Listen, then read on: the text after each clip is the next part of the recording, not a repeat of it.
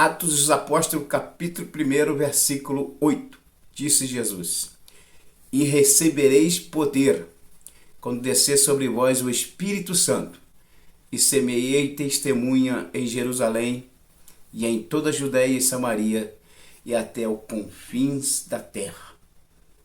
Por que que Deus derrama sobre nós o Espírito Santo pelo intermédio de Jesus Cristo? Quando Deus derrama o Espírito Santo na nossa vida, Deus está fazendo um chamado para nós ser testemunha, para nós anunciar a palavra de Deus e dar fruto para o reino dos céus. Deus, quando capacitou os discípulos ali no cenáculo, no dia de Pentecostes, quando Jesus batizou todo com o Espírito Santo, eles saíram para anunciar a palavra de Deus. Nós não podemos ser uma árvore infrutífera, mas nós temos que ser uma árvore que dá fruto para o reino dos céus. Anunciar o Evangelho, o reino dos céus, a toda criatura, a todas as pessoas que precisam ouvir a palavra de Deus. Olá, seja bem-vindo à paz do Senhor Jesus. Esse é o canal Mensagem e Testemunho IPJC. Compartilhe esse link desse vídeo o maior número de pessoas possível, para que o YouTube venha recomendar para muitas pessoas. Assim nós vamos estar semeando a palavra de Deus e a graça que Deus derramou sobre as nossas vidas, vamos estar aí frutificando o reino dos céus, aí anunciando o reino dos céus, frutificando a toda criatura, sendo uma árvore frutífera, espalhando a mensagem da palavra de Deus. Se você ama a palavra de Deus, se você ama a palavra do Senhor, como eu, anuncie esse evangelho através do link aí compartilhado. Que Deus abençoe a sua vida. Por que eu estou falando isso? Porque agora você vai ficar com uma linda mensagem da palavra de Deus na voz do pastor Gabriel Vitor, um homem que Deus tem levantado nessa terra ainda, um jovem pastor, mas que Deus tem dado revelações profundas a respeito da palavra de Deus. E por que eu fiz essa introdução? Porque é mais ou menos isso que você vai ouvir dentro desse vídeo. Claro, numa profundidade muito maior, comparando vários versículos da palavra de Deus. Então, fica aí com a palavra do Senhor Jesus, né, com a palavra santa do Senhor na voz do pastor Gabriel Vitor. Que Deus te abençoe. Segunda Epístola de Pedro, capítulo 1, dos versículos 5 ao 8, a santa palavra de Deus nos afirma da seguinte maneira: E vós também, pondo nisto mesmo toda a diligência, acrescentai à vossa fé a virtude, e à virtude o conhecimento, e ao conhecimento a temperança, e à temperança a paciência, e à paciência a piedade, e à piedade o amor fraternal, e ao amor fraternal o amor ou a caridade. Porque se em vós houver e abundarem estas coisas, não vos deixarão ociosos nem estéreis no conhecimento de nosso Senhor Jesus Cristo.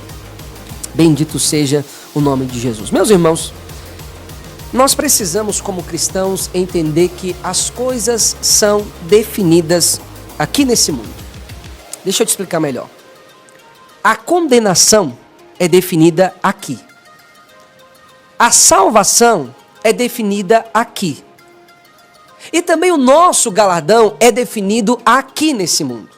Eu gosto de dizer que a nossa vida aqui é uma maquete, é uma antecipação daquilo que nós vamos experimentar na eternidade. É claro que nós vivemos o que na teologia nós chamamos de já e ainda não. 1 João vai dizer isso, que nós já somos filhos de Deus, mas ainda não foi manifesto completamente aquilo que nós haveremos ainda de ser, com os corpos glorificados. Entretanto, nós já estamos vivendo, de alguma forma, a vida eterna aqui. A vida eterna começa aqui. Jesus deixa bem claro, falando a Nicodemos, que aquele que crê no Filho de Deus já tem em si a vida eterna. Mas aquele que não crê no Filho de Deus já está condenado. Então as nossas vidas, em certo sentido, já estão decididas. Enquanto nós estamos nesse mundo, é possível mudar o curso das coisas. Mas não se pode mudar o fato de que o curso da nossa eternidade já é definido aqui. E a forma como nós receberemos ou perderemos as nossas recompensas no tribunal de Cristo também é definida pela forma como nós vivemos a nossa vida cristã. Em certo sentido, nós podemos até dizer que a terra governa o céu. E peraí, que eu não estou falando heresia, tá? Estou dizendo em um sentido específico. Em que sentido que a terra governa o céu? É justamente pelo fato da Bíblia nos mostrar que o modo como nós vivemos a nossa vida cristã aqui será um elemento crucial e definidor de como nós viveremos a nossa vida com Cristo na eternidade. É claro que todos aqueles que estiverem no céu serão salvos. Todos aqueles que estiverem no céu serão crentes glorificados, mas não experimentarão o mesmo nível de glória. Como diz Paulo em 1 Coríntios capítulo 15, que um é a glória da lua, outra é a glória das estrelas, outra é a glória do sol, e assim como os seres físicos do universo, eles diferem um do outro de glória em glória, assim também são os corpos espirituais, afirma o apóstolo Paulo. Então, embora nos céus todos serão glorificados, todos estarão eternamente seguros da salvação, sem possibilidade de perdê-la, nunca mais, sem a presença do pecado para nos tentar, sem a presença do diabo para nos induzir à tentação, entretanto, nem todos experimentarão o mesmo nível de glória na eternidade. Então, nós precisamos entender que a partir do momento em que você se torna um cristão, nada é bobo diante de Deus. Nenhum pensamento, nenhuma palavra, cada atitude ou cada falta de atitude da nossa parte irá pesar ao nosso favor ou contra nós no dia do tribunal de Cristo. Preciso ressaltar isso. O tribunal de Cristo é para os salvos, mas mesmo salvos, o Senhor passará as nossas obras pelo julgamento do tribunal de Cristo Jesus. E já já você vai entender que tudo que eu estou falando aqui está correlacionado com o tema da palavra de hoje: servos infiéis, árvores sem frutos. Então, quando nós olhamos para a palavra de Deus, irmãos, nós vemos que Deus nos resgatou da inutilidade espiritual. Eu sei que isso é difícil, é um comprimido difícil de engolir para muitas pessoas, mas a realidade que a Bíblia nos apresenta quando nós lemos uma radiografia do homem sem Deus é a pior possível. Olha o que diz Romanos capítulo 3, que fala do homem sem Deus. No versículo 13 diz: a sua garganta é um sepulcro aberto, com as suas línguas tratam enganosamente, peçonha de áspides está debaixo de seus lábios, cuja boca está cheia de maldição e amargura. Os seus pés são ligeiros para derramar sangue. Em seus caminhos há destruição e miséria, e não conheceram o caminho da paz. Não há temor de Deus diante dos seus olhos. Eu vou ler aqui de trás para frente para você entender. Porque aqui do versículo 13 ao 18, o apóstolo Paulo está nos mostrando, inspirado pelo Espírito Santo, uma radiografia do homem sem Deus. E qual é o resultado disso? Está nos versículos 10 a 12. Como está escrito: não há um justo nenhum sequer. Não há ninguém que entenda. Não há ninguém que busque a Deus. Todos, sem exceção de nenhum de nós, todos e cada um dos homens se extraviaram. E juntamente, grife essa palavra na sua Bíblia assim, ó: se fizeram inúteis. Grife essa palavra, inúteis. Não há quem faça o bem, não há nenhum só. Então o que é que Paulo está nos mostrando? Que o homem sem Deus, embora a sua alma tenha um valor eterno para Deus, Jesus morreu por todos e cada um dos homens, mas tudo aquilo que o homem faz sem Deus e a parte da graça de Deus em Cristo é completamente inútil. O texto está claro: todos se extraviaram e juntamente se fizeram inúteis. É o veredito sobre a cabeça do homem sem Deus. Portanto, meus amados, quando Deus nos salva, Ele não apenas nos salva do pecado, Ele não apenas nos salva da perdição eterna, Ele não apenas nos salva da sua própria ira, Ele não apenas nos salva de nós mesmos, mas crente, preste atenção nisso. Quando Deus nos salva, Deus está também nos resgatando de um estado miserável de inutilidade. Paulo está dizendo que nós éramos inúteis. Então Deus remove a nossa culpa, Deus remove a nossa condenação, Deus remove a sentença que era contrária a nós, mas Deus também tira de nós a nossa inutilidade. e nos eleva agora a um patamar onde nós nos tornamos úteis para Deus. É por isso que o apóstolo Paulo, escrevendo a Timóteo, diz que a pessoa que se santifica, que se separa, será um vaso idôneo, preparado para ser usado para o Senhor. Então Deus agora traz um novo significado à nossa vida. Você era um inútil sem Cristo. Agora com Cristo você é útil para Deus. E aqui agora eu quero falar sobre um dos grandes propósitos da nossa salvação. Porque tem muita gente, irmão, que fala bem assim, olha, para mim já tá bom entrar no céu. Para você está bom, mas para Deus não. Deus não te salvou só para você entrar no céu. Deus não te salvou só para você ficar livre da ira, da condenação e do inferno. Deus te salvou com um propósito ainda maior. E que propósito é esse? Nós vamos agora para a carta de Paulo aos Efésios. Paulo está dizendo que o homem sem Cristo é inútil. Mas agora olha só o que ele diz. No versículo de número 5, de Efésios 2. Estando nós ainda mortos, um morto serve para quê? Já viu um morto falar? Um morto enxergar? Um morto ouvir, às vezes? Um morto trabalhar? Um morto não serve para nada. Nós estávamos mortos, inúteis para Deus. Estando nós ainda mortos em nossas ofensas, nos vivificou juntamente com Cristo. Pela graça sois salvos. Então, é necessário salientar essa primeira verdade basilar. A salvação não é pelas nossas obras. A salvação é pela obra de Cristo. É pela graça de Deus. Versículo 6. E nos ressuscitou juntamente com Ele, e nos fez assentar nos lugares celestiais, olha que privilégio, em Cristo Jesus, para mostrar nos séculos vindouros as abundantes riquezas da sua graça, pela sua benignidade para conosco em Cristo. Olha quantos privilégios aqui. No versículo 8 diz, porque pela graça sois salvos, por meio da fé, e isto não vem de vós, é dom de Deus, não vem das obras para que ninguém se glorie, porque somos feitura sua. O que ele está dizendo aqui? Somos refeitos agora à imagem e semelhança de Deus em Cristo. Porque o homem, quando pecou, ele não perde a imagem de Deus completamente, mas ele se tornou uma imagem desfigurada, adulterada e vandalizada. Uma imagem deformada e incompleta, como um espelho quebrado que já não reflete mais a glória de Deus com perfeição. Mas quando nós colocamos a nossa fé em Jesus, essa imagem de Deus é completamente restaurada em nós. Porque somos feitura sua, criados em Cristo Jesus. Agora preste atenção. Para quê? Para as boas obras, as quais Deus preparou para que andássemos nelas. Em outras palavras, nós somos refeitos em Cristo para fazer. Somos refeitos para fazer boas obras. Então Deus espera algo de nós. É engraçado que quando nós vamos ao culto, geralmente, nós temos aquela mentalidade parasita na maioria das vezes. Nós vamos apenas para receber. Nós vamos receber a palavra, nós vamos receber a bênção, nós vamos receber a graça de Deus.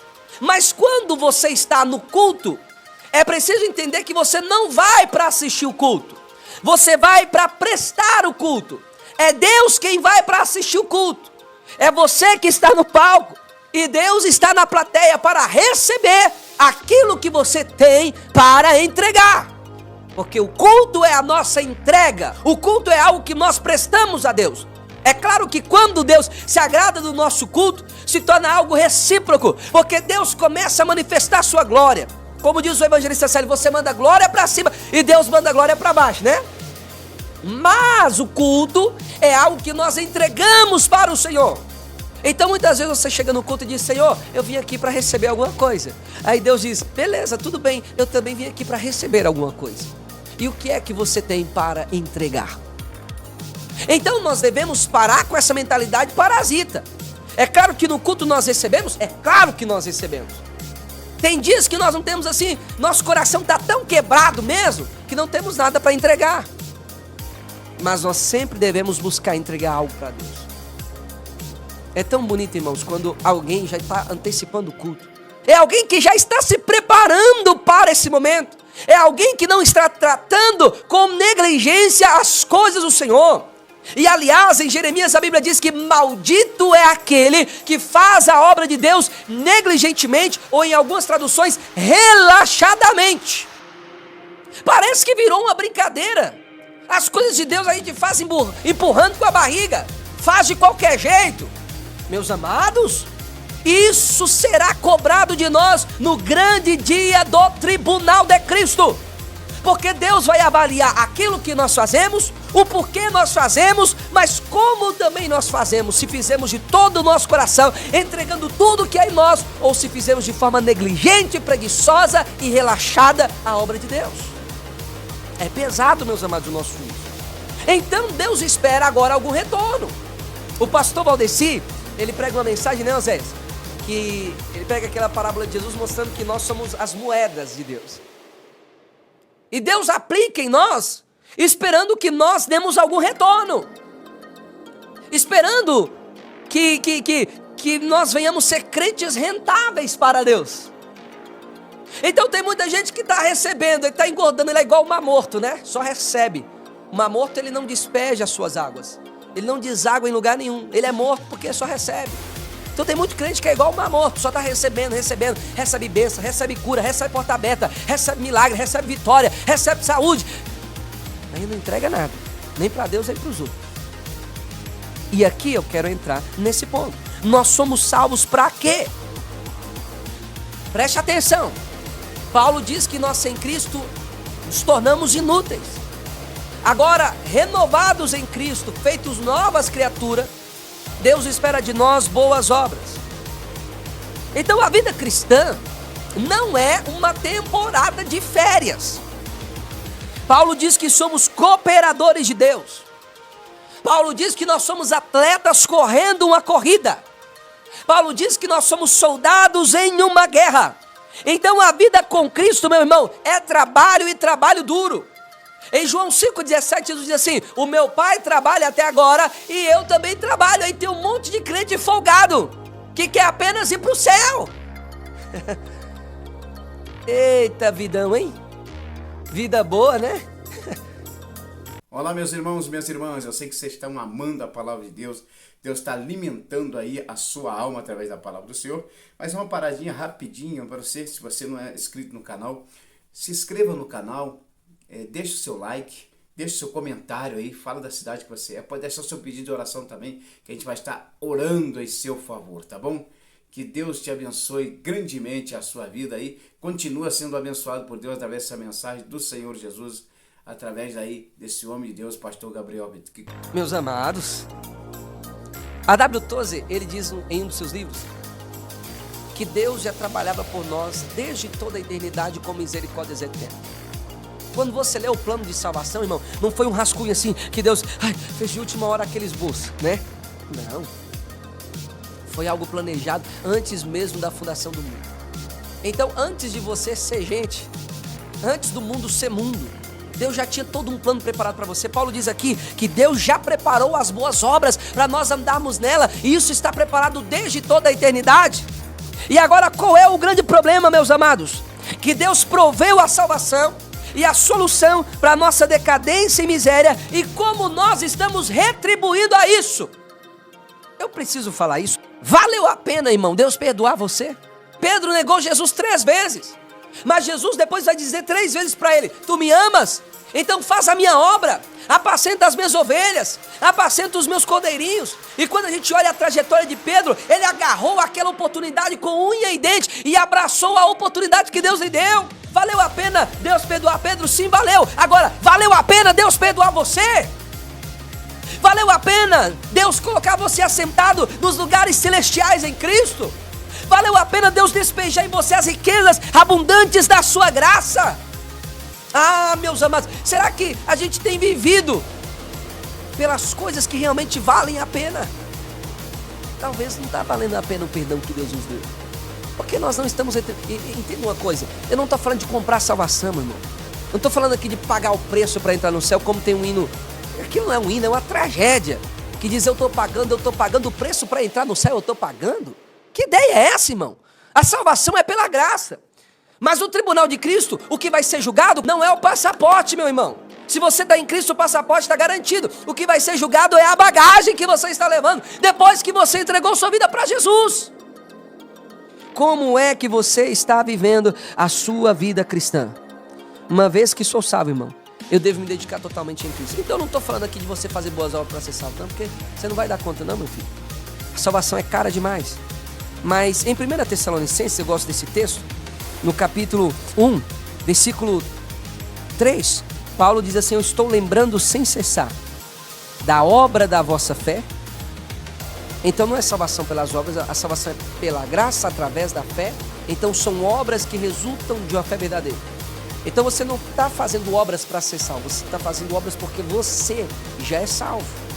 A obra da vossa fé, e eu gosto dessa expressão aqui, ó, do trabalho do amor. Então você não está trabalhando para entrar no céu, porque a salvação não é uma dívida de Deus para você, é uma dádiva, é graça, não é um salário, meu filho. É graça, é bondade, é compaixão, é misericórdia. Mas uma vez que nós somos salvos, Deus agora espera em nós, como diz Paulo aqui, a obra da fé e o trabalho do amor. Sabe quando você olha assim, sabe quando você fica tão surpreendido pela graça de Deus? Você fica tão maravilhado, você diz assim: como é que Jesus pode olhar para um pecador miserável como eu? Você olha para Jesus como Mefibosete olhava para Davi e diz: quem sou eu? Eu sou um cão morto, como é que o rei se lembrou de mim? Mas agora que eu fui lembrado pelo Rei dos Reis e Senhor dos Senhores, eu quero entregar todo o meu amor a Ele, toda a minha vida a Ele, toda a minha devoção a Ele. Escute isso: quando adolescentes de 16, 17 anos, no avivamento moraviano, estavam se vendendo como escravos para um navio que comprava escravos para levá-los a trabalho forçados. E esses missionários de 16, 17 anos estavam se vendendo como escravos. Os seus familiares diziam: meus filhos, por que vocês estão fazendo isso? Eles olharam para os seus familiares e diziam: o Cordeiro de Deus, que entregou a sua vida na cruz por nós, ele merece a total recompensa pelo seu sofrimento. Em outras palavras, ainda que nós entregássemos toda a nossa vida, ainda que eu tivesse 1000 vozes e desse todas elas em louvor a Cristo, ainda que eu tivesse 1000 vidas e gastasse todas elas no trabalho do reino de Cristo, ainda isso não seria suficiente como recompensa pelo que o Cordeiro fez por mim lá na cruz do Calvário. Dito isto, agora eu quero voltar com você no texto lá de Pedro que nós lemos. Porque tem 2 tipos de crente, irmão. Aquele que não faz nada, e quando você não faz nada, você faz o mal, porque a Bíblia diz que aquele que sabe fazer o bem e não faz, peca. Então não fazer nada é fazer o mal. E aquele que faz assim, meia boca, sabe? Que se entrega, mas não se entrega totalmente. Que faz, mas faz com aquele corpo mole, com aquela pelengagem. Pois é. 2 Pedro 1,5 diz: e vós também, pondo nisto toda a diligência. Eu vou grifar aqui na minha Bíblia, porque essa parte ainda não estava grifada. Toda a diligência, toda. Não é um pouquinho de dedicação. Não é 10% de dedicação. É toda a diligência. Acrescentai, ou seja, tem espaço para crescer, irmão. Tem espaço para avançar, irmão. Tem espaço para fazer mais para Deus. Acrescentai a vossa fé a virtude, e a virtude o conhecimento, e ao conhecimento a temperança, e a temperança a paciência, e a paciência a piedade, e a piedade o amor fraternal, e o amor fraternal o amor. Sabe o que nós estamos vendo hoje? Muitos crentes que são como aquela figueira que Jesus amaldiçoou. Você olha assim, o cara é abençoado, é próspero, tem saúde, foi salvo pela graça de Deus, mas não tem nenhum fruto. Ele não tem nada para entregar para o Senhor. Ele é uma árvore infrutífera. Ele é um crente estéril. Aí, no versículo 8, e eu gosto disso, Pedro vai dizer assim, porque se em vós houver, primeiro, você precisa ter essas coisas. Você não pode entregar aquilo que você não tem. Você precisa ter. Mas ele diz, não apenas ter, ele diz, porque se em vós houver e abundarem estas coisas. A Bíblia diz que nós devemos ser ricos em boas obras para com Deus. Nós devemos trabalhar e trabalhar bastante. Não é pagando preço para entrar no céu. Não, meu filho, deixa dessa bobeira. A salvação é pela graça. mas é uma devoção inteira àquilo que o Cordeiro de Deus fez por nós na cruz do Calvário. E Pedro vai dizer: se em vós houver e abundarem essas coisas, em primeiro lugar, ociosos. Tem crente que é ocioso, irmão. Eu vou só no domingo da igreja, tá bom demais. Eu tô lendo aqui um capítulozinho da Bíblia por dia, tá bom, né? Olha, se você tá começando a leitura da Bíblia, tudo bem. Mas quantos crentes, irmão, já tá quase aposentando já. E ele não tá fazendo nem o básico do básico, nem o ABC. É o crente ocioso.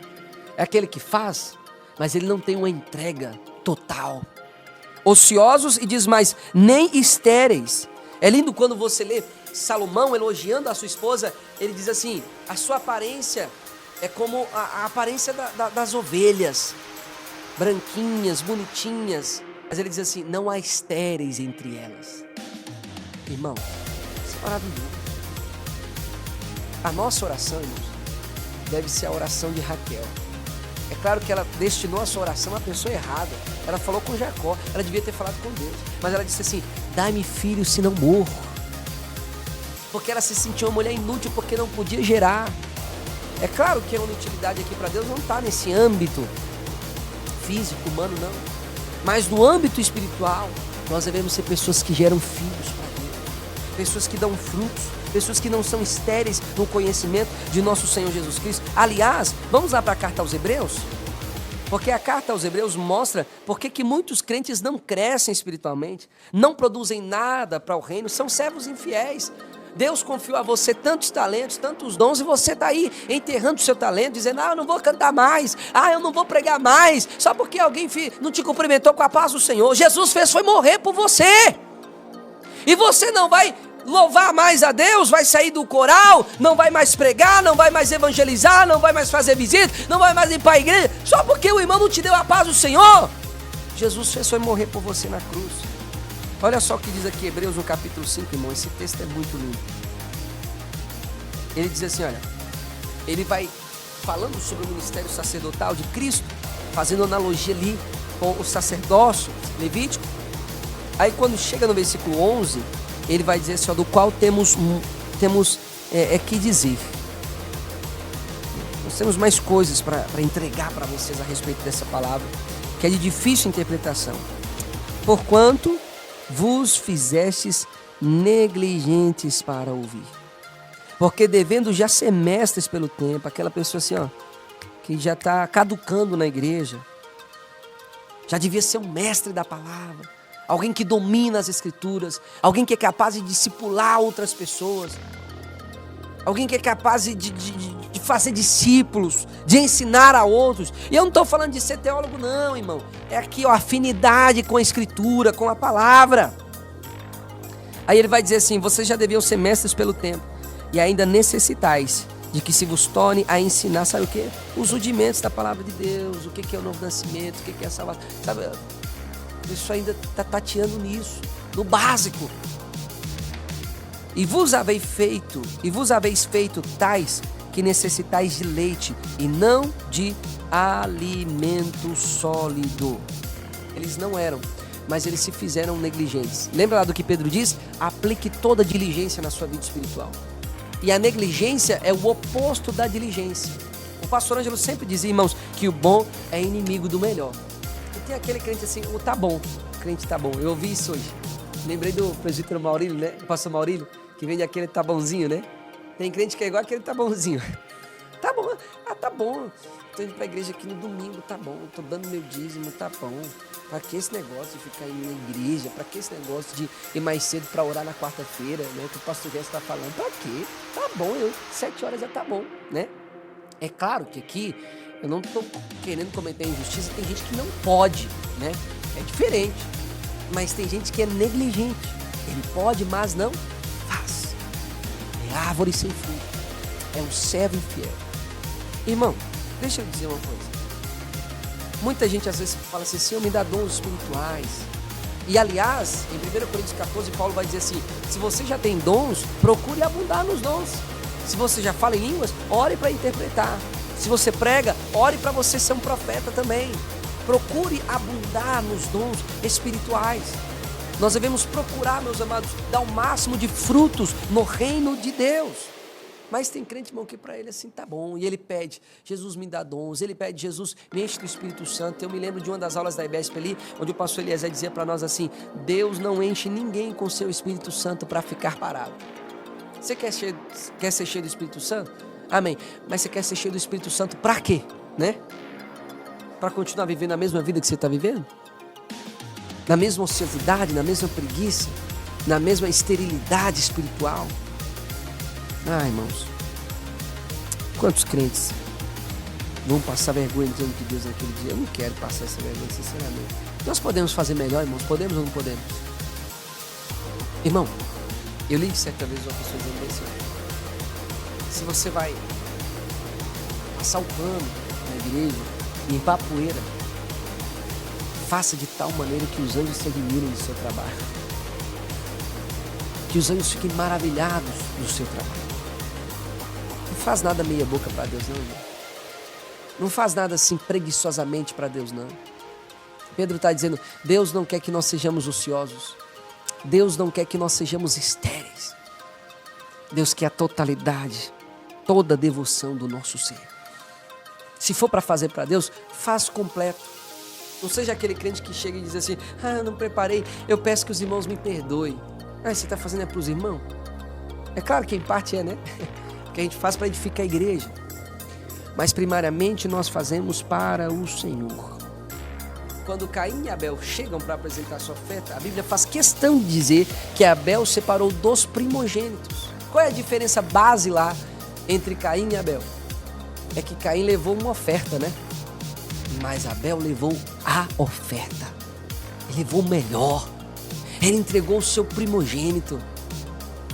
Ele deu tudo que ele tinha, irmão. Irmão, vamos entregar o nosso melhor para o Senhor? Nós já passamos dessa fasezinha, né, irmão? De fazer de qualquer jeito, de fazer negligentemente. Pedro está dizendo, coloque diligência na sua oração. Coloque diligência na sua vida espiritual.